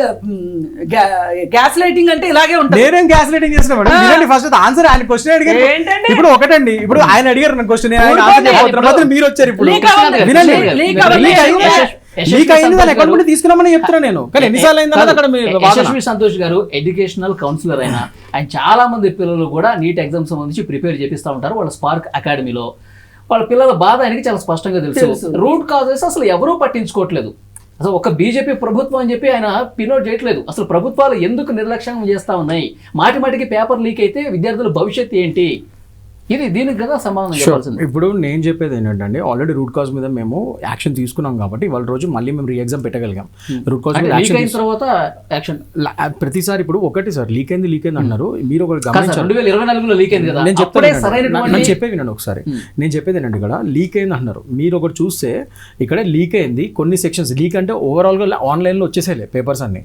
లీకేజ్ అంటే కొన్ని సెక్షన్స్లో కొందరు కింద దిగువ తరగతి ఎక్కడైతే ఎంప్లాయీస్ ఉన్నారో వాళ్ళ నుంచి అది పేపర్ లీక్ అయింది, వాళ్ళు కొన్ని సెక్షన్స్లో అమ్ముకున్నారు. అదే మనకి తెలిసిన తర్వాత ఇమీడియట్గా రద్దు చేసి స్క్రాప్ చేసాం మొత్తం. అది ఎట్లా టెలిగ్రామ్లో నెక్స్ట్ డే ఎట్లా లీక్ అయిందనే విషయం స్క్రాప్ చేసి ఇప్పుడు ఇంకా అవ్వకుండా కంప్లీట్లీ ఇప్పుడు సార్ అన్నారు ఒక స్టాటిస్టిక్స్ ఆన్లైన్ బేస్డ్ టెస్ట్ మీద ఎక్కువ అసలు లీకేజ్ లేవు అసలు అదని. సో దాని గురించే ఇంకా పర్మనెంట్ సొల్యూషన్ ఇస్తూ ఒక CBT, ఒక బయోమెట్రిక్స్ మొన్న అది చేసినప్పుడు కూడా ఇంత యుద్ధ ప్రాతిపదిక మీద చేస్తున్నప్పుడు స్టూడెంట్స్ ప్రెషర్ ఫీల్ అయితే మీరు CBT బయోమెట్రిక్స్ అని భయపెడుతున్నారని అది కూడా వచ్చింది ఒక క్రిటిసిజం. కానీ మేము అవన్నీ కూడా ఛేదించుకొని వాళ్ళకి అంత టెన్షన్ లేకుండా జాగ్రత్త పెట్టి ఓవరాల్గా మేము ఇచ్చాం, సొల్యూషన్ ఇచ్చాం. ఎందుకంటే ఎందుకంటే ఆల్రెడీ లేట్ అయిపోయింది అక్కడ. వాళ్ళకి కౌన్సిలింగ్ జరగాలి, అన్ని చేయాలి. ఇప్పుడు 20 లక్షల పైచులకు మంది రాస్తాయి, ఇవాళ రోజు 11 లక్షల పైచులకు మంది ఉత్తీర్ణులు అయ్యారు. నేను చెప్పిన 25 కంపేర్ 26% పెరిగింది. అండ్ వాళ్ళ రోజు వాళ్ళు కౌన్సిలింగ్ కోసం రెడీ అయ్యారు, అందరూ మంచిగా ఆనందంగా ఉన్నారు. చాలా వీడియోస్ ఉన్నాయి మీకు చూపిస్తాను నేను. టాపర్స్ ఉన్నారు ఆంధ్రప్రదేశ్లో, తెలంగాణ అన్ని చోట్ల టాపర్స్ ఉన్నారు, వాళ్ళు ఆనందంగా వీడియోస్ చేస్తున్నారు. సో ఉత్తీర్ణులైన వాళ్ళ స్టోరీ కూడా ఉంది. ఆనందంగా ఉన్న కుటుంబాలను మీరు చూస్తున్నారు, చనిపోయిన వాళ్ళ కుటుంబాలు. నేను అదే సార్, వాళ్ళకి కూడా నేను అదే సార్, అందుకనే కదా నిన్న మోడీ గారు చెప్పారు, మా ప్రభుత్వం కానీ బీజేపీ పార్టీ కానీ యువత భవిష్యత్తుకి కంటే మించింది ఏం లేదు. We're very much serious about the youth's future. వాటితో ఎవరు ఆటలాడటానికి లేదు, దాని మీద స్ట్రిక్ట్ లాస్ తీసుకొస్తామని ఇప్పుడు ఫాస్ట్ ట్రాక్ కోర్ట్స్ చట్టాలన్నీ తీసుకొచ్చాం. అది కాకుండా రూట్ కాజ్ గురించి నేను చెప్తున్నాను సార్. ఇప్పుడు రూట్ ఇవే ఫాస్ట్ ట్రాక్ కోర్టులు, ఇవే కఠినమైనటువంటి బిల్లు 2024 తర్వాత ఎందుకు తీసుకోలేదు? అప్పుడు కూడా మీ ప్రధాని ఉన్నారు, అప్పుడు కూడా మీ ప్రభుత్వం ఉంది. One more point to add sir, 2024లో యాక్చువల్లీ రికమెండేషన్స్ మా నుంచి అందరి నుంచి తీసుకున్నారు. 2024లో ఆ కమిటీ ఏదైతే ఉందో ఫామ్ చేసిందో వాళ్ళు online test as soon as possible implement చేయాలి అని చెప్పారు. ఇప్పుడు మీరు అన్నట్టు నీట్లో కూడా నంబర్ ఆఫ్ అప్లికెంట్స్ పెరిగారు. జేఈలో కూడా ఈసారి almost 16 lakh people wrote the JEE examination. The same NTA ఎవరైతే ఆపోజిషన్ ఇన్కాంపిటెంట్ ఎన్టీఏ అంటున్నారో 16 lakh స్టూడెంట్స్ కి బ్రహ్మాండంగా not once 2 times an year conduct చేశారు. అదే సేమ్ థింగ్ మనం నీట్గా ఎందుకు చేయలేకపోయారు ఆఫ్టర్ 2024లో తెలుసు ఆ స్కేల్ ఆఫ్ మీరు చెప్పినట్టే ఈసారి ఏవో కొన్ని క్వశ్చన్స్ లీక్ అయ్యాయి, బట్ ఆ టైంలో హోల్ పేపరే లీక్ అయిపోయింది. అండ్ చాలా మందికి ఫుల్ మార్క్స్ రావడం 715+ రావడం జరిగాయి. కమిటీ చెప్పాక కూడా మీకు 2 yearsలో మీరు ఇంకా ఆన్లైన్ టెస్ట్ తీసుకురాలేదు, ఇన్ఫ్రాస్ట్రక్చర్ లేదని మీరు అనలేరు. ఎందుకంటే జేఈ ఎగ్జామ్కి కూడా సేమ్ ఇన్ఫ్రాస్ట్రక్చర్, సేమ్ సిబిటిఏ జరుగుతుంది. సో దీని మీద మీ ఒపీనియన్ ఏంటి? ఏం లేదు సార్, ఇప్పుడు ఒకటి రాధాకృష్ణ కమిటీ మీరు అన్నట్టు 2024లో ఫామ్ చేసాం, ఇలాంటి వాళ్ళందరూ దానికి ఒపీనియన్స్ ఇచ్చారు కరెక్ట్. బట్ దాని మీద ఇంకా సమీక్ష చేసి ఇంకా ఈ 1-2 years ఇంకేమైనా తీసుకురావచ్చు ఏంటనే దాని మీద చూసారు. వాళ్ళు మొత్తానికి 101 ప్రతిపాదనలు ఇచ్చారు. సో అందులో ఏది మనకి పనికి వస్తుంది క్లియర్గా ఏంటనేది వాళ్ళు సమీక్ష చేస్తున్నారు. ఈ లోపల ఈ 1-2 years అకాడమిక్ ఇయర్స్ అయితే అయిపోయినాయి కదా, దానికి టెస్ట్లు అయితే పెట్టాలి కదా. బట్ అన్ఫార్చునేట్ అక్కడ కూడా చిన్న లీకేజెస్, నేను చెప్పినట్టు ఇది పెద్ద లెవెల్లో లీకేజ్ కాలేదు. ఇప్పుడు మొన్న 2026 చిన్నగా అయితేనే బయటపడి మేము వెంటనే అయినా కూడా స్క్రాప్ చేసాం. అకౌంటబిలిటీ తీసుకొని చిన్న లెవెల్లో లీకేజ్ అయినా కూడా మేము స్క్రాప్ చేసి మళ్ళీ రీటెస్ట్ పెట్టి ఇప్పుడు ఇంకా రాధాకృష్ణ కమిటీని ఎట్టి పరిస్థితుల్లో ఇంకా ఉన్న ఫస్ట్ 70 ఏదైతే మేము ఖచ్చితంగా పనికి వస్తాయన్న వాటిని మేము తీసుకొని ఇప్పుడు మేము రీఎగ్జామినేషన్ పెట్టాం. సో రాధాకృష్ణ కమిటీ ఏదైతే సమీక్ష చేస్తున్నామో ఇంకా మేము ఫాస్ట్గా దాని ఒక ఫుల్ మా యొక్క స్ట్రెంత్ అంతా ఉపయోగించి మేము ఫాస్ట్గా దాన్ని ఇంప్లిమెంట్ చేద్దాం అనుకున్నాం, చేసాం ఇవాళ రోజు. అందుకే రీఎగ్జామినేషన్ నేను చెప్పినట్టు ఉత్తీర్ణత పెరిగింది, ద స్టూడెంట్స్ ఆర్ హ్యాపీ. ఇప్పుడు నేను చెప్పేది ఏంటంటే సార్, ఇప్పుడు ప్రధానమంత్రి గారు కానీ సెంట్రల్ గవర్నమెంట్ కానీ మేము కానీ అందరం ఒకటే, యువత భవిష్యత్ అనేది మాకు అట్మోస్ట్ ప్రయారిటీ, దాన్ని మించింది మాకు ఏం లేదు. సో మేము దాని గురించి సీరియస్గా ఉన్నామని చెప్పి మేము అకౌంటబిలిటీ తీసుకొని చేస్తున్నాం. మేమేమంటున్నాం అంటే ఇప్పుడు దీన్ని పొలిటిసైజ్ చేయకుండానే మేము అడుగుతున్నాం ఫస్ట్ నుంచి వేరే పార్టీస్, మీరు పొలిటిసైజ్ చేయకండి, మీకు ఇష్యూ ఏమైనా ఉంటే మీరు పార్లమెంట్కి రండి, మేము మాట్లాడదామని. ఇప్పుడు డిబేట్కి కూడా ఇప్పుడు కిరణ్ రిజిజు గారు మా పార్లమెంట్ అఫైర్స్ మినిస్టర్ గారు కూడా ఇప్పుడు మాన్సూన్ వర్షాకాల పార్లమెంట్ సెషన్స్ స్టార్ట్ అయినాయి. ఈ సోకాల్డ్ రాహుల్ గాంధీ గారు ఎవరైతే పార్లమెంట్కి ఎన్నుకున్నారో ప్రజలు, ఆయన పార్లమెంట్కి వచ్చి మాట్లాడకుండా ఒక ప్రధాన మంత్రి గారి official residence which is high sensitive area, high security zone, అది 70 ఏళ్ల భారతదేశ చరిత్రలో ఇండిపెండెంట్ ఇండియాలో ఎవరైనా ప్రధానమంత్రి రెసిడెన్స్ దగ్గరికి వెళ్ళి అట్లా పిచ్చిగా బాధ్యత రహితంగా బిహేవ్ చేయలేదు. ఎందుకంటే ఇట్స్ వెరీ డేంజరస్ థింగ్. అది మీ మల్లికార్జున్ ఖర్గే గారి ఆయన అక్కడికి వెళ్ళి అంత ప్రొటెస్ట్ చేశాడు కాబట్టి కేంద్ర ప్రభుత్వం కూసాలు గదిలి అర్ధరాత్రి పూట వీడియో పెట్టాల్సిన పరిస్థితి వచ్చింది. అది వాళ్ళు అనుకుంటున్నారు అట్లా, కానీ ఆయన చేసడం వల్ల ఇంకా ప్రపంచ దేశాలు అతను చూసి కామెడీగా ఫీల్ అవుతున్నారు. అది వాళ్ళు అనుకుంటారు. కాంగ్రెస్ వాళ్ళు పట్టుకున్న 2-3 మీమ్స్ని పట్టుకొని మీరు సీరియస్గా తీసుకొని ఆయన వల్ల కూసాలు గదిలిపోయినట్టు అంతకంటే బిగ్గెస్ట్ జోక్ ఏం లేదు. ఎందుకంటే ఆయన కాంగ్రెస్ వాళ్ళు కూడా సీరియస్గా తీసుకుంటారు లేదో డౌట్ రాహుల్ గాంధీజీని. ఇంకా ఆయన పట్టుకొని ప్లీజ్ ఈ టైం జోక్ లేకండి, సీరియస్ డిబేట్ మీరు జోక్ లేకండి. నేను ఫస్ట్ దట్స్ ఓకే ఉన్నా కూడా నేను ఇదే మాట అంట మొహం మీద, నేను అలా చాలాసార్లు అన్నా కూడా. నేను చెప్పేది ఏంటంటే లేదండి బాబు, బరితెగించడం కాదు నేను చెప్పేది, సీరియస్లీ లేదు ఉన్నట్టు కాదు మేడం, ఉన్నట్టు చెప్తున్నాం. కాంగ్రెస్ పార్టీ వాళ్ళే ఇప్పటి వరకు కూడా ఒక దేశ ప్రధాని అర్ధరాత్రి 12 గంటల సమయంలో వీడియో రిలీజ్ చేయడం అనేది ఎప్పుడు చూడాల. ఏమండి అర్ధరాత్రి ప్రెస్ మీట్లు పెట్టి చూసాం మనం. దాన్ని ఎందుకు అకౌంటబిలిటీ తీసుకోరు? తాజ్ హోటల్ మీద ఉగ్రవాదులు దాడి జరిగినప్పుడు వర్షం వస్తున్నా మన్మోహన్ సింగ్ వచ్చి ప్రెస్ మీట్ పెట్టాడు. ఈయన ప్రెస్ మీట్ పెట్టమనండి, ప్రెస్ చూస్తే మనం వణికిపోతాం. ఆయన ప్రెస్ మీట్ పెడితే వేరే విధంగా ఉంటుందిలేండి, అది కాదు. ప్రెస్ మీట్ అనేది సంబంధం లేదు. ప్రెస్ మీట్ గురించి అట్లా కాదు, is ready to answer all the press, అట్లేం కాదు. ప్రెస్ మీట్ పెడితే ప్రధాని గారు ప్రెస్ మీట్ పెడితేనే సొల్యూషన్, ప్రధానమంత్రి గారు ప్రెస్ మీట్ పెడితే సొల్యూషన్. ఆయన ఇస్తున్నారు కదా, ఆయన మీకు కావాల్సిన ఆన్సర్స్ ఇస్తున్నారు కదా. మన్ కీ బాత్ వన్ సైడెడ్ మన్ కీ బాత్ గురించి మామిడి మాట్లాడలేదు పళ్ళు ఎలా తినాలి, పరీక్షలు రాసేటప్పుడు ఎట్లుండాలి, ఇయ్యా చెప్పేది. మేడం మీరు ఇప్పుడు మన్ కీ బాత్ వినలేదమ్మా. మన్ కీ బాత్ లో యాక్చువల్లీ దేశంలో అట్టడుగున ఉన్న వర్గాల్లో ఎవరెవరు మంచి పనులు చేస్తున్నారో వాళ్ళని లైమ్ లైట్ లోకి తీసుకొచ్చే ప్రోగ్రామ్ అది. అంతేగాని మామిడి పనులు తినాలి, వేసవకాలంలో చాలా నీళ్ళు తాగాలని కాదు ఆయన చెప్పేది. మీరు ఎప్పుడైనా మన్ కీ బాత్ క్లియర్ గా కూర్చొని వినండి, మీకు ఒక దాని మీద సబ్జెక్ట్ అర్థమవుతుంది. మాకంత అదృష్టం వద్దు కానీ. అదే అంటున్నాను, మీకు మరి వినప్పుడు దాని మీద కామెంట్ చేయకండి. నేను చెప్పేది ఏంటంటే మేడం అనేది ఏంటంటే నాకు అర్థమైంది. అసలు ఒరిజినల్ గా యువత అభిప్రాయాలు ఏంటి, జర్నలిస్ట్ క్వశ్చన్లు అడుగుతూ ఉంటారు. ఆయన పెట్టారు. ఆయన మొన్న పార్లమెంటరీ మొన్న మంగళ మిలన్ అని అయింది, పార్లమెంటరీ మీటింగ్ ఫస్ట్ టైం మంగళ మిలన్ అని చెప్పి ఫస్ట్ టైం ఇప్పుడు మొన్న మాన్సూన్ సెషన్ స్టార్ట్ చేసాం. ఆ రోజు ఆయన ప్రెస్ తీసుకున్నారు. అది ఎక్కువ అది చూసారు, మీరు చూస్తే వచ్చింది, అది నేషనల్ మీడియాలో ఉంది. అది ఆయన ప్రెస్ కి మాట్లాడారు, దీని మీద చాలా అడిగారు. ప్రెస్ వాళ్ళు ఊరుకుంటారా, అడుగుతారు కదా యువత. అక్కడ ఆ రోజు మాట్లాడారు మేడం. మీరు లేకపోతే నేషనల్ మీడియా చూడండి, ఓన్లీ తెలుగు ఛానల్స్ వేరే వేరే ఛానల్స్ కాబట్టి కొద్దిగా నేషనల్ మీడియా కూడా చూడండి మీరు, అందులో ఉంది. ఆయన మాట్లాడారు, ప్రెస్ వాళ్ళు అడిగారు. ఇది చాలా గంభీరతకే విషయమే, మేము చూసుకుంటాం, మేము సీరియస్గా ఉన్నాం దీని మీద, మేము 100% దీన్ని మేము ఆల్రెడీ మేము అకౌంటబిలిటీ తీసుకొని రీఎగ్జామ్ పెట్టి వన్ చేసాం కదా, ఇంకా ఫ్యూచర్లో ఇది రిపీట్ కాకుండా చూస్తాం. యువత భవిష్యత్తు మాకు అన్నిటికంటే చాలా ఇంపార్టెంట్ అని మళ్ళీ చెప్పారు ఆయన. దాని తర్వాతే అది అయిన తర్వాత 2-3 రోజులకి ఇవన్నీ అయినాయి. దీని ప్రకారం ఇవన్నీ కూడా మళ్ళీ ఆయన వీడియోస్ రిలీజ్ చేసి అదే చెప్తున్నారు పదే. ఆయన ఒఫీషియల్ ట్విట్టర్ హ్యాండిల్ నుంచి చెప్తున్నారు, అన్ని చెప్తున్నారు. అంటే ఒఫీషియల్ ట్విట్టర్ హ్యాండిల్ పిఎంఓ నుంచి వచ్చినా కూడా కాకుండా ఆయన ప్రెస్ ముందు వచ్చి మాట్లాడితే అంటే ఏంటి మీనింగ్? యువత చేసినటువంటి జంతర్ మంతర్ దగ్గర యువత చేసినటువంటి ఆందోళనలు పరిగణలోకి తీసుకుని ఇవన్నీ మార్పులు చేశారని భావించకూడదా సార్? ఆందోళన గురించనే కాదు సార్. యువత నేను ఏమంటున్నానండి, ఇవాళ రోజు వాళ్ళు వచ్చి బయటకు వచ్చి యువత ఏదైతే వాళ్ళ యొక్క అసమ్మతిని తెలిపారో అందులో జెన్యూన్ గా ఎంతమంది ఉన్నారో వాళ్ళది మాత్రం మేము ఖచ్చితంగా మేము పరిగణలోకి తీసుకున్నాము 100%. అది తీసుకున్నాం కాబట్టి అట్మోస్ట్ ప్రయారిటీ మేము ముందుకెళ్ళాం. కానీ మీరు మొత్తం ఆ యువతనే మొత్తం అందులో ఉన్న వాళ్ళందరూ నిజంగా స్టూడెంట్స్, సిజేపీ వాళ్ళని, ఇతరత్ర పార్టీ కార్యకర్తలు కూడా వాళ్ళు నిజంగా యువతే వాళ్ళే చేశారని చెప్పి అందులో సగం ఫ్యాబ్రికేటెడ్ ఉందని చెప్పి అలిగేషన్స్ ఉన్నాయి అక్కడ మాకు తెలుస్తున్నాయి. మీకు కాల్స్ కొన్ని వీడియోస్ చూపిస్తా. లేడీ విలేకర్లు, మహిళా విలేకర్లు అసభ్యంగా ప్రవర్తిస్తూ వాళ్ళని పిచ్చిగా చేసిన వీడియోలు ఉన్నాయి, కాల్స్ చూపిస్తా. నేషనల్ మీడియా కవర్ చేసింది. సో ఇదా వాళ్ళని నిజంగా యువత యాంటీ సోషల్ ఎలిమెంట్స్ ఇప్పుడు అందులో చేరలేదని మీరు అనుకుంటారా? కొద్ది ఫ్యాబ్రికేటెడ్ కూడా ఉంది అందులో. సో అదొకటే పట్టుకొని మీరు యువత మొత్తం యువత మొత్తం ఇంకా సెంట్రల్ గవర్నమెంట్ అగైన్స్ట్ నిజాయితీగా ఉద్యమం చేస్తున్నటువంటి యువతను కూడా చీల్చి చెండాడారు, రక్తాలు వచ్చేటట్టు సార్.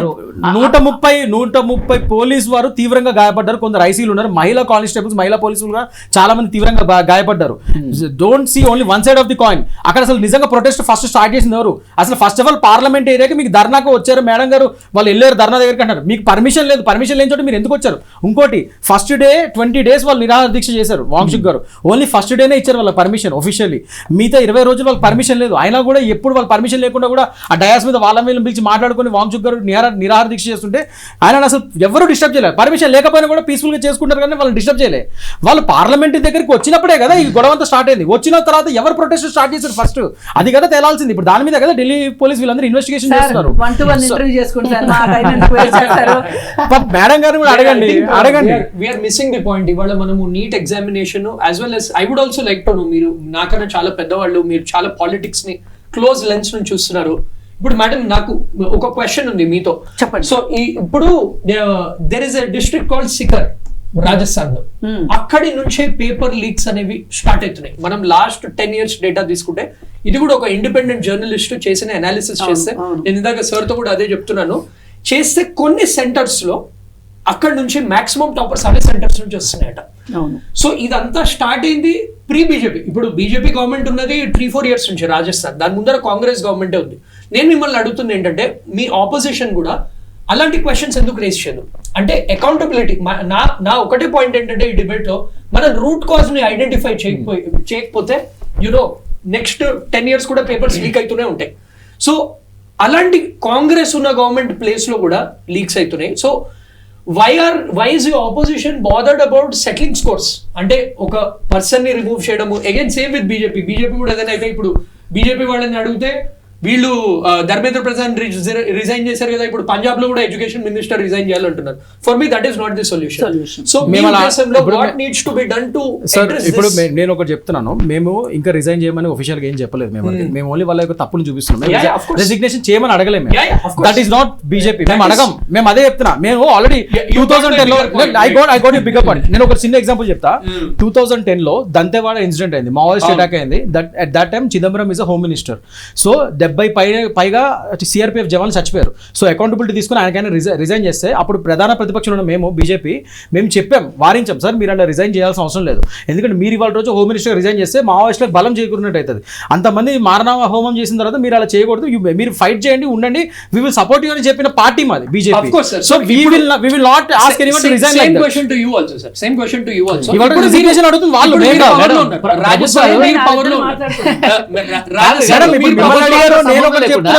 ఇంతకుముందు యశస్వి గారు చెప్పినట్టు అడిగారు కదా, నేను చెప్దామనే లోపు ఈ నేను హైజాకింగ్ ఎవరు చేస్తున్నా మేడం? సరే మేడం మీరు సమాధానం ఉండే కదా మీరు చెప్పండి. సరే నేను కొంచెం కామ్ ఉంటా మేడం గారిని అడగండి. చెప్పండి. హార్స్ ట్రేడింగ్ చేసి మేడం హార్స్ ట్రేడింగ్ ఏం చేయలేదు. మీకు యాంటీ డిఫెక్షన్ లా గురించి చెప్పాలంటే ఇప్పుడు నేను చెప్తా కూర్చొని, అది సపరేట్ సబ్జెక్ట్. అది నాతో డిబేట్ చేస్తారంటే ఓకే. మరి యాంటీ డిఫెక్షన్ లా 2/3 మెజారిటీతో వస్తే అది యాంటీ డిఫెక్షన్ అదే అంటారు. నేను మేడం గారు తీసారు. మేడం ఇప్పుడు యశస్వి గారు ఎంతమంది చెప్పింది రాజస్థాన్ లోని శిఖర్ అనే ప్రాంతంలో ఎక్కువగా పేపర్ లీక్ అయ్యి అక్కడే ఎక్కువ టాప్ 1 ర్యాంక్స్ అక్కడే ఎక్కువ వస్తా ఉన్నాయి. సో ప్రభుత్వాలు ఏదైనా సరే అక్కడ జరుగుతుంది కాబట్టి ఎడ్యుకేషన్ ఒక మాఫియా, ర్యాంకుల మాఫియా చుట్టూ కార్పొరేట్ సంస్థలు తిరగటం బట్టే అక్కడ జరుగుతోంది అవినీతి అనేది చాలా క్లియర్ గా ఎస్టాబ్లిష్ అయింది. ఖచ్చితంగా జరుగుతుందండి. దురదృష్టం ఏంటి అంటే కొన్ని కోర్ ఇష్యూస్ ఉన్నాయి. విద్య, వైద్యం, ఉపాధి, రక్షణ ఇట్లాంటి విషయాలు కొన్ని ఈ దేశానికి ఎవరు పరిపాలించినా అవసరమైన విషయాలు. వీటి విషయంలో ఇద్దరు ఒక మాట మీద ఉండట్లేదు. పార్టీ ప్రయోజనాలు ముఖ్యమైనవి దేశ ప్రయోజనాల కన్నా. పార్టీల్ని పెంచుకోవటం ఎలా ఎక్కువైందో, పార్టీని బలపరుచుకుంటున్నామా దేశాన్ని బలవంతం చేస్తున్నామా అనేది మనం చూడట్లేదు. దీనికి మంచి ఉదాహరణ ఈ 12 సంవత్సరాల్లో భారతదేశం యొక్క జీడిపి లెక్కల జోలికి నేను వెళ్ళను, కానీ సంపద విషయానికి వస్తే దేశం పేదదవుతుంది. దేశంలో ఉన్న కొంతమంది డబ్బులున్న వాళ్ళు అవుతున్నారు. ఇవాళ ప్రపంచ కుబేరు లిస్టులో మన వాళ్ళు చాలామంది ఉన్నారు. ఇది ఎందుకు నేను చెప్తున్నానంటే అసలు బీజేపీ పార్టీ అవనివ్వండి, కొండకుచో కాంగ్రెస్ పార్టీ అవనివ్వండి, వీళ్ళిద్దరూ కూడా అతన్ని మించిన వాడు ఆచంట గనుడు అన్నట్లు కాంగ్రెస్ వాళ్ళు 5 లెక్క పెట్టేలోపు వీళ్ళు 20 లెక్క పెట్టేశారు. ఎంతమంది పారిశ్రామికవేత్తలు ధనవంతులయ్యారు. మన దేశ సంపద ఏమవుతుంది, ఎక్కడికి పోతుంది?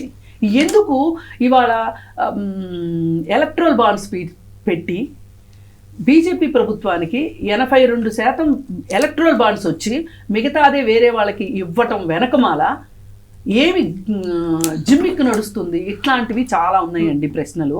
ఈ ప్రశ్నలకు సమాధానం దొరికితేనే సార్ చెప్పిన దానికి సమాధానం దొరుకుతుంది. రాజస్థాన్ లో అడిగిన దానికి మేడం అది చెప్తారేమో వెయిట్ చేస్తున్నాను. ఇందాక వేరే టాపిక్స్ ఏదో మాట్లాడుతున్నారు, అది కాదు కదా డిబేట్. ఇప్పుడు పాయింట్ చెప్పకుండా ఏం భయపడాలి. చెప్పండి రాజస్థాన్ గురించి చెప్పండి, వింటా. రాజస్థాన్ ఆయన అడిగిన క్వశ్చన్ చెప్పండి మేడం. కావాల్సిందే కావాలి. అయితే ఒక అవినీతి జరగటానికి మనం చెప్పుకునే 4th ఎస్టేట్స్ అన్నీ పనిచేస్తాయి, హెల్ప్ చేస్తాయి. ఇది ఈ పార్టీ లేదు ఆ పార్టీ లేదు. అందుకని ఇక్కడ కాంగ్రెస్ ఉందా అధికారంలో, ఎవరున్నారు అనేది ప్రశ్న కాదు. నేనేమంటానంటే సార్ అడిగిన దానికి ఇప్పుడు రాజస్థాన్లో కాంగ్రెస్ ఉంది, దేశంలో ఎవరున్నారు? బీజేపీ. బిగ్ బాస్ కదా, ప్రధానే కదా. ప్రధాని ఏమైనా చర్యలు తీసుకుంటే మాలంటాను వద్దన్నామా? మరి రాష్ట్రంలో ఎందుకున్నట్టు గవర్నమెంట్ మరి కాంగ్రెస్? అరే ఎందుకన్నా ఉండేవండి ఇప్పుడు మీ టర్న్ వచ్చినప్పుడు చెప్పండి. ఇప్పుడు కేంద్ర ప్రభుత్వం కనిపించవా వినిపించవా ఇవి ఇట్లాంటివి జరిగేవి? మరి వాళ్ళు ఎందుకు సంస్కరణలకు పూనుకోలేదు? 152 జరిగిన దాకా ఎందుకు ఊరుకున్నారు? సరే అవన్నీ వదిలేయండి. కేవలం నీట్లోనే 24, 25, 26 24లో జరిగినప్పుడే, అంటే తోటకూర దొంగతనం చేసిన రోజునే చేసుంటే ఇవాళ ఎలా జరిగేది కాదు. నేను ఇంకొక మాట కూడా చెప్తాను, ఆయన కోపం వచ్చినా సరే. ప్రతిపక్షం తప్పు చేస్తుంది, రాష్ట్ర ప్రభుత్వం తప్పు చేస్తుంది అన్నప్పుడు కేంద్ర ప్రభుత్వం, ఒక చిన్న ఎగ్జాంపుల్ చెప్తా.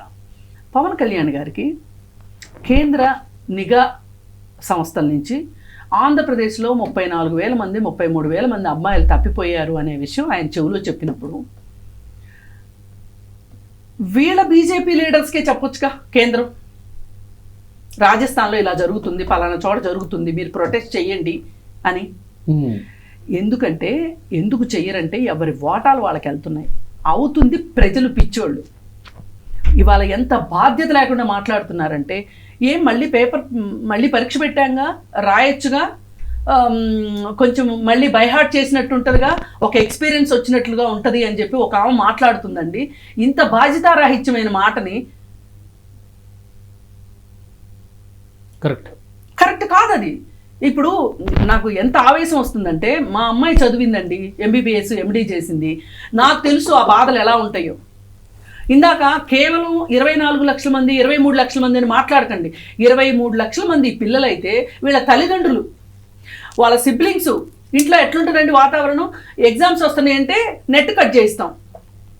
అదేంటి ఇంతకుముందు ఈ కనెక్షన్స్ ఉండేవి కదా, ఏమంటారు వాటిని, సినిమాలు వచ్చే నెట్ఫ్లిక్స్ నెట్ఫ్లిక్స్, అంతకుముందు కేబుల్ కనెక్షన్స్ తీసే ఇస్తారు తెలుసా అండి. ఇప్పుడు ఆమె ఎగ్జామ్ రాస్తే నేను సినిమా చూడొద్దా అని వీళ్ళు బొంగబూతి పెడతారు. అంటే దీని అర్థము ఈ ఇళ్లలో అమ్మమ్మలు, తాతయ్యలు, నాయనమ్మలు ఇంతమంది ఎఫెక్ట్ అవుతారండి. డైరెక్ట్గా ఇంతమంది ఎఫెక్ట్ అవుతారు. మొన్న ఎగ్జామ్ క్యాన్సిల్ అయింది కదా, క్యాన్సిల్ అయిన తర్వాత అరే 2 సంవత్సరాలు మన దగ్గర వీళ్ళు పిల్లలు చదువుకున్నారే, కష్టపడి చదివారే, మళ్ళీ ఇప్పుడు రీ ఎగ్జామ్ వస్తుంది,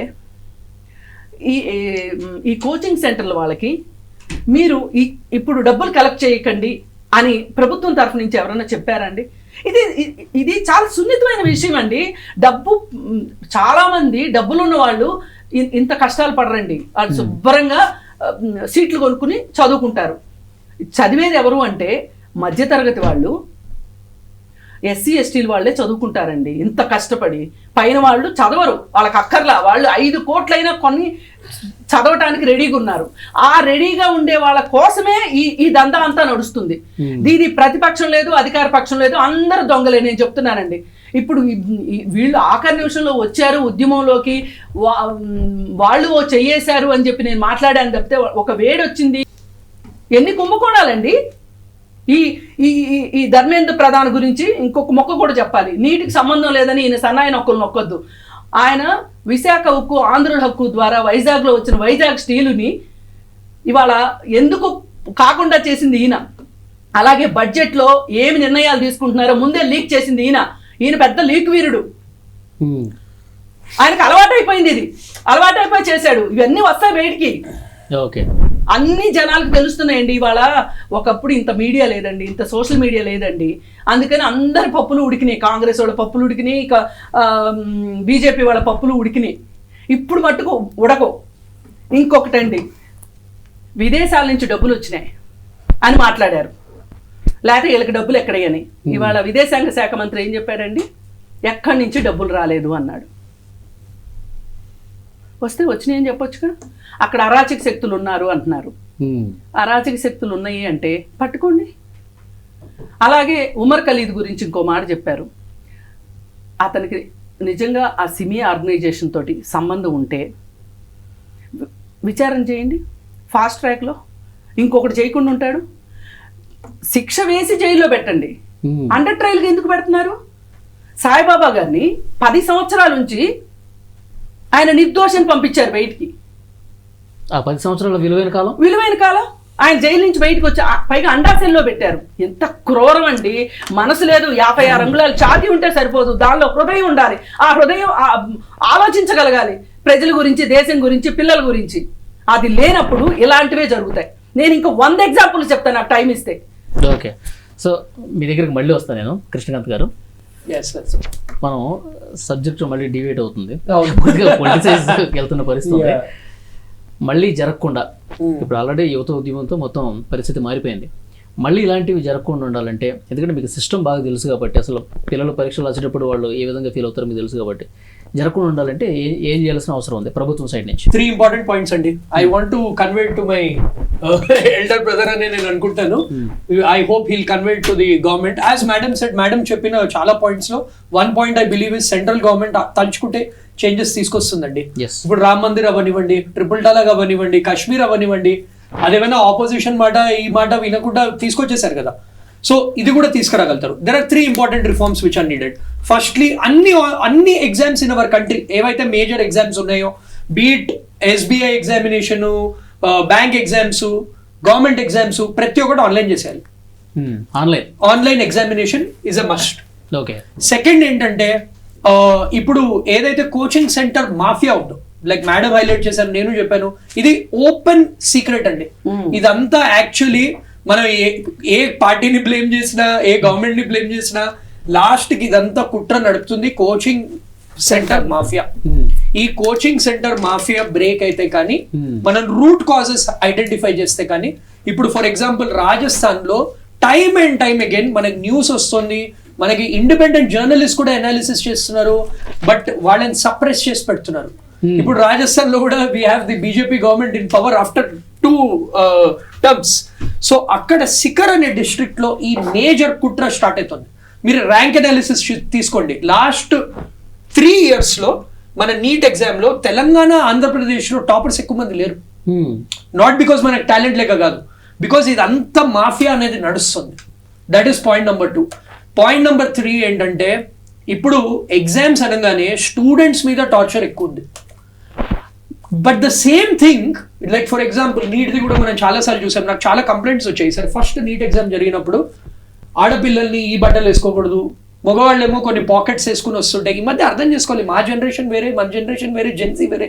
Gen Z don't care about the dressing, వాళ్ళ పాకెట్స్ కట్ చేసి వాళ్ళ మీద ఫుటేజ్ పెట్టి. ద సేమ్ థింగ్ ఎన్టీఏలో, NTA is severely understaffed అండి. The root cause is NTA లో most of the officers who are employed in NTA are on deputation. మనకి NTA team అనేది ఇంకా బిల్డ్ చేయాలి. ఇప్పుడు చేస్తున్నాం అదే, నేను అదే డెసిషన్ తీసుకున్నాం. We need at least 1000 people in NTA. We have transferred 40 members of the NTA. We have restructured it. Which is We are good. reforming it. That's what Prime Minister చెప్పారు అన్నారు కదా, అట్లా సంవత్సరానికి 2 కోట్ల ఉద్యోగాలు ఇస్తే ఇట్లాంటివన్నీ ఫిల్ అయ్యి ఉండేవి. సో 3 మీకు కనబడలేదు కాకపోతే మీరు చేశారంటే. And again I would say sir, మీరు personally you should also look at the coaching centre mafia. It is not even helping. అంటే మనం ఇక్కడ చూసాం, I don't want to name those colleges, ఎందుకంటే నాకు కోచింగ్ ఇన్స్టిట్యూట్ ఉంది, మేము ఏదో చిన్న కోచింగ్ సెంటర్, కానీ మా దగ్గర స్టూడెంట్స్, పేరెంట్స్ వచ్చి కంప్లైంట్స్ ఇస్తారండి. And also I think all 3 of us didn't cover a point that we should all show our solidarity towards those people who have lost their lives. Yes. For not only this NEET exam, those 7.5 crores లో చాలా మంది ప్రాణాలు పోయే through paper leaks. So వాళ్ళందరికీ కూడా it's a landmark day. So yeah, these are the 3 reforms sir. ఈ 3 simple things చేస్తే we have the infrastructure, I feel.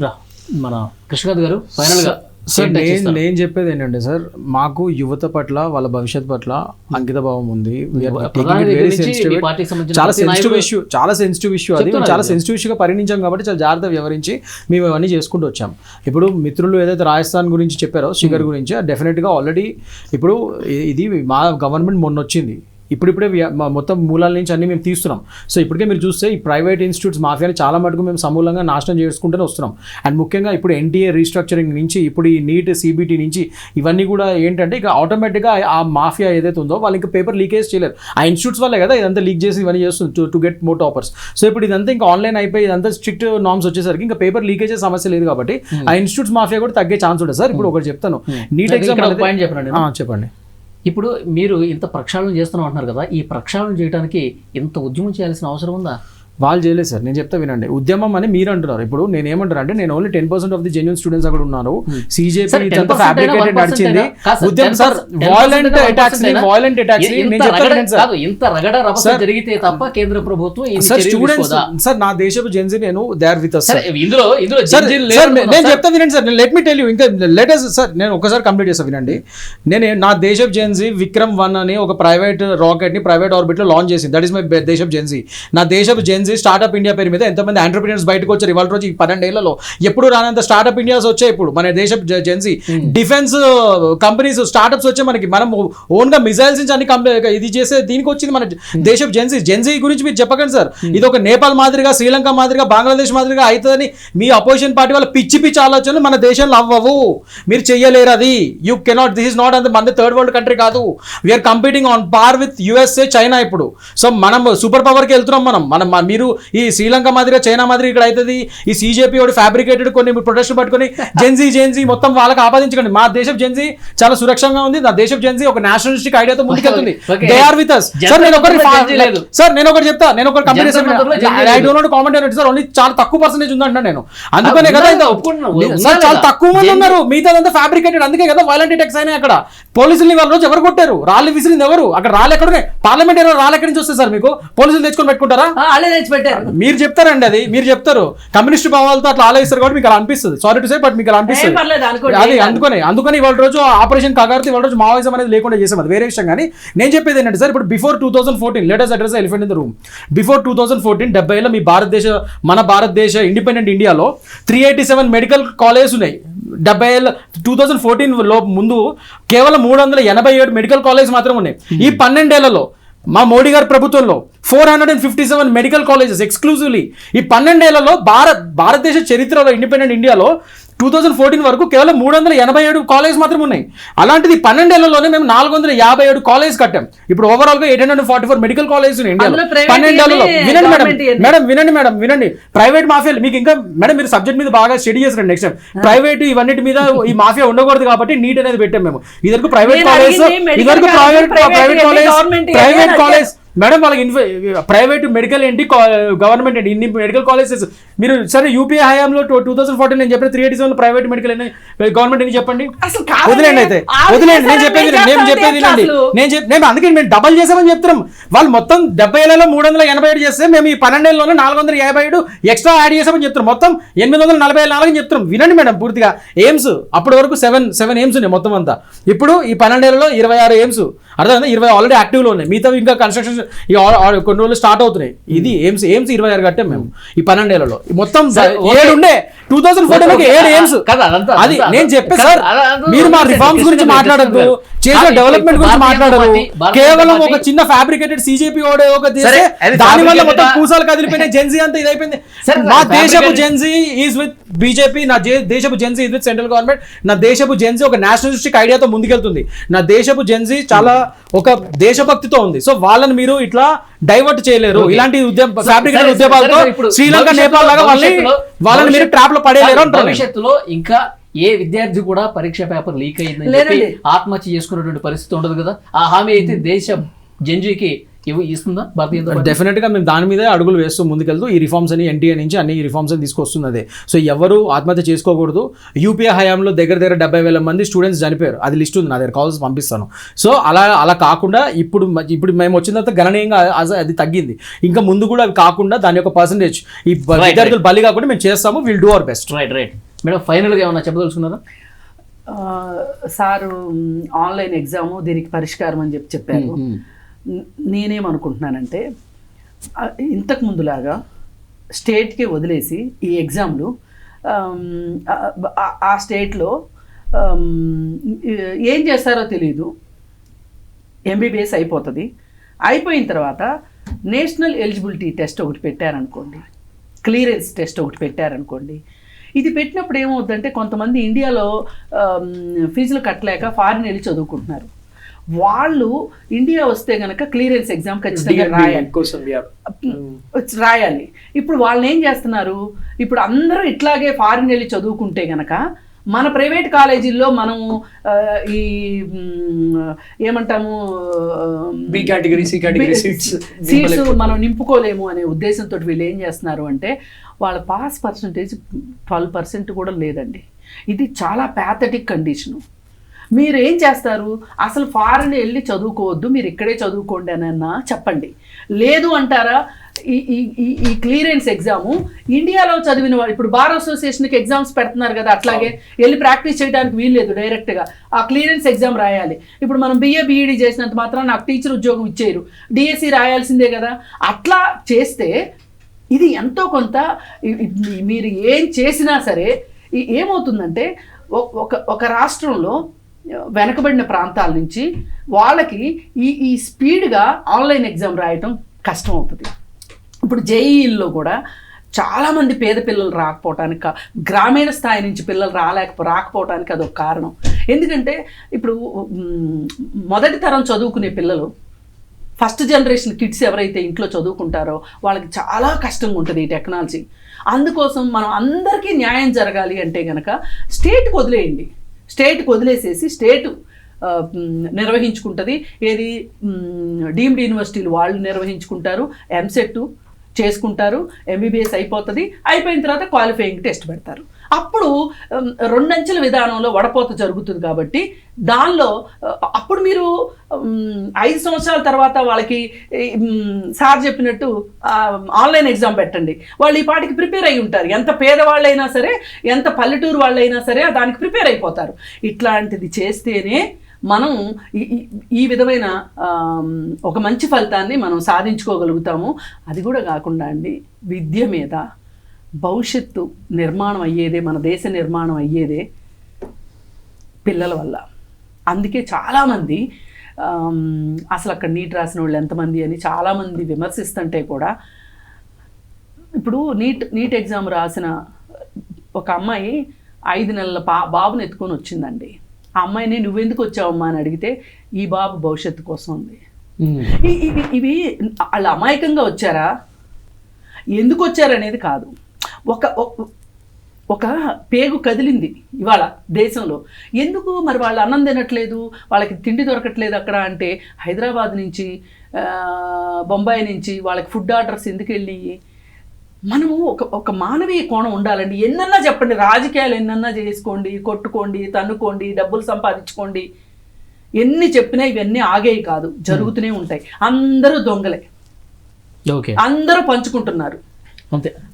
అందుకని ఏంటంటే ఇక్కడ ఈ విధమైన సంస్కరణ రావాలి. ఫైనల్గా ఒకటి చెప్తానండి. ఇంటి పేరు కస్తూరి వారు ఇంట్లో ఈ గబ్బిలాల కంపెనీ, ఈయన ఏదైతే ఏంటది అంకుర సంస్థలు ఏంటంటారు, స్టార్టప్స్ గురించి చాలా గొప్పగా చెప్పారు కదా. ఈరోజు మనము చైనా నుంచి అలోవెరా రోడ్లు ఉడ్చుకునే చీపుర్లు దిగుమతి చేసుకుంటున్నాం. మీరు ఓన్లీ అలోవెరా వరకే అయిపోయారు. మీరు ఓన్లీ చైనా నుంచి ఏదైతే ఒక ప్రోడక్ట్ వస్తుందో అలోవెరా వస్తుందని మనం ఇక్కడ సెమీ కండక్టర్స్ నుంచి అన్ని మనం ఇక్కడ పెంపొందించుకుంటాం. అలోవెరా దగ్గర అయిపోయి చీపురు కట్టల దగ్గర అయిపోయారు. నేనేం మాట్లాడతాను తెలుసా, ఇవి చివరిలో ఒక ఒత్తులకి నేను ఇక్కడ అలోవెరా దగ్గర ఆగిపోయారు. స్టార్ట్అప్ చెప్తున్నా అక్కడి నుంచి మీరు తీసుకురండి మేడం ఇలా మాట్లాడుకుంటూ. నేను ఫైనల్ పాయింట్ చెప్పాలి. నేను ఆ మాట ఎందుకన్నాను అంటే, అలోవెరా పండించడానికి పెద్ద విజ్ఞానం అక్కర్లా, అదేమి రాకెట్ సైన్స్ కాదు. చీపుర్లు తయారు చేయడానికి కూడా అదేమి రాకెట్ సైన్స్ కాదు. రాకెట్లు చేసే గొప్ప వాళ్ళు రాకెట్లు చేస్తారు, నేనేం కాదనట్లా. చేయమనండి, మనకి ఆ ప్రతిష్ట కూడా మనకు కావాలి. కానీ మనం ఎంత విదేశీ మార్గద్రవ్యాన్ని కోల్పోతున్నాము, అసలు మన దేశానికి ఏంటి అవసరం అనే దాని గురించి మనం ఆలోచించకపోతే అసలు యువతకి మనం ఉపాధి ఎక్కడ తీసుకొచ్చిస్తాము? నేను అలా ఇప్పుడు కొన్ని పెద్ద పనులు చూసి చంకలు గుద్దుకుంటే సరిపోదండి. అట్టడుగు వాడికి కూడా అవకాశం ఉండాలి.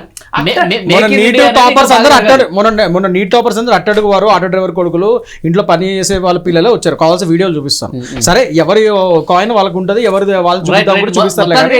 అది మా ప్రభుత్వం మాత్రం అవసరం కనిపిస్తుంది. యువత కదిలినటువంటి ఉద్యమం ఇప్పుడు భారతీయ జనతా పార్టీ నాయకులు ఒప్పుకున్నా ఒప్పుకోకపోయినా, సో జెన్జీ లేవనెత్తినటువంటి ఈ ఉద్యమంతోనే కేంద్ర ప్రభుత్వంలో కదలికి వచ్చింది. వాళ్ళ రాజీనామా చేసినటువంటి పరిస్థితి కూడా ఉంది. సో ఇక నుంచైనా సరే లీకులు జరగకుండా చూడాల్సిన అవసరం ఉంది. విద్యా వ్యవస్థలో సమూలంగా ప్రక్షాళన జరిగి భవిష్యత్తులో ఏ విద్యార్థి కూడా ఆత్మహత్య చేసుకునే పరిస్థితి రాకుండా ఉండాలి. ఈ సందర్భంగా జెన్జీకి హ్యాట్స్ ఆఫ్ చెప్తున్నాం. అలాగే డిబేట్లో పార్టిసిపేట్ చేసిన కృష్ణకుమార్ గారికి, కృష్ణకాంత్ గారికి, అలాగే శశి గారికి థ్యాంక్ యూ అండి. Thank you very much. ఇది వాళ్ళ debate. Keep watching I dream.